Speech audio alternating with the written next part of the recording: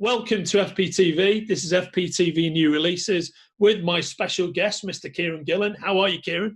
I'm great. Thank you for having me. Thank you for joining us. And this New Releases is to talk about the Omnibus edition of your Star Wars Dr. Aphra run. What can you tell us about it, mate? It's just lovely to see it all sort of collected.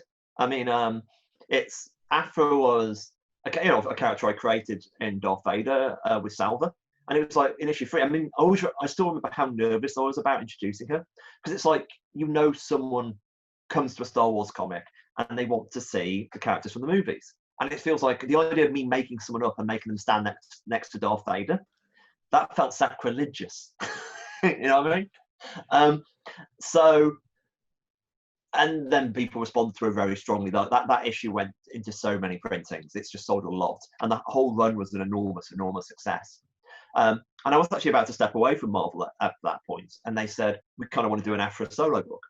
Because I was pretty sure I was going to have to kill Aphra at the end of the Darth Vader run. And then I sort of realized, like, about halfway through, I think, that, wait, I can save her. Because I've actually already set up how she can escape Darth Vader, because Darth Vader is unstoppable, incredibly competent. How can I get her out of this mess she's made? And we worked out this way. So send her off happily as Aphra ever gets. Anyway, and they asked me, do you want to do an ongoing? And I sort of chewed that over and I decided yes, because I had more work to do with her. So, like, for me, the Aphra run felt like, let's establish the basics of Aphra. Let's talk a bit about where she's from, what drives her, how she operates, and the idea of what would a Dr. Aphra book look like. And for me, it's like, let's get, she's a rogue archaeologist, to use my sentence.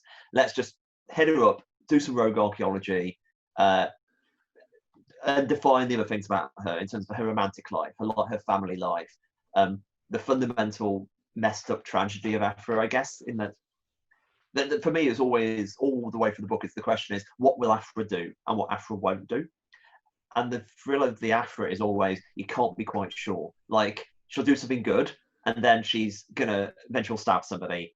And it's always that kind of, it's the element of, like, on one level, she's got an absolute death wish. And then there's the kind of like, oh no. And then there's the scrambling at the pit to get away. And that's what I think makes it so compelling. And, such a complicated character just beneath the wisecracks, really. Yeah. I mean, it must feel so good to have contributed a character to the Star Wars pantheon that's been embraced in the way that she has been. Yeah, it's exciting. I mean, I'm staring at a Dr. Aphra toy above on the shelf over here. The idea that there is multiple Star Wars toys of characters I've made is something must be wonderful. Yeah, the 5-year-old you, his head must be exploding. Look, I've said this many times, but my first movie I ever saw in the cinema was Empire. So, like, the fact that Darth the Vader, best one. Yeah, but like the Darth Vader run was the prologue to Empire, basically. So it's all leading up to Empire. So it's that kind of like me writing my own prologue to my own entry into comics. It's like, that's some weird Grant Morrison-esque. Yeah, right. Yeah. But the weird thing is actually partly how natural it felt, because writing Star Wars for me is quote unquote easy. I don't mean like it's not work. What I mean is the storytelling rhythms are very natural. They're very much ingrained into me from the youngest age. But the weird flip of it is, I don't think I've ever really felt that Aphra was part of the Star Wars universe until she was quote unquote taken away from me. By which I mean I stopped writing it. It's not like I wanted to carry on writing, but like when the second Jason wrote her, yeah, she became more real. Yeah. And the second... I get that. Yeah, Psy Spirit, yeah. When Psy came on and now Alyssa came on. This is how I feel about a lot of work for hire. As in, when I make my own characters into the Marvel Universe, I don't really feel they are properly part of the Marvel Universe until someone else writes them. Yeah. I think that's a very healthy attitude to have as well, because to see other people continue, to see it enter the pantheon like that, which is really what it is. Yeah, it's interesting. That's a very healthy way to look at it. There's definitely like I describe that whenever you do work for hire, I describe it as emotional contraceptives. In that kind of like, you need, you are, even if you've created something, like in the case of Aphra, you are not the quote unquote parent, you are like a nanny. You know, and you should care intensely about the children, but you must be aware that there must be a boundary there, as opposed to say die or wicked divine when they are mine and I will fight you. So you have to, like, for me, I sort of you definitely take a certain joy in seeing, like, Siren. I mean, me and Siren did that third arc together, and I wrote the first issue, and I was meant to be writing like maybe half the issues, or maybe the first and the last one. But by the time like we got to the last issue, I looked at it and thought, Sai has done so much work with the character. He deserves, I think is the word, to pay it off.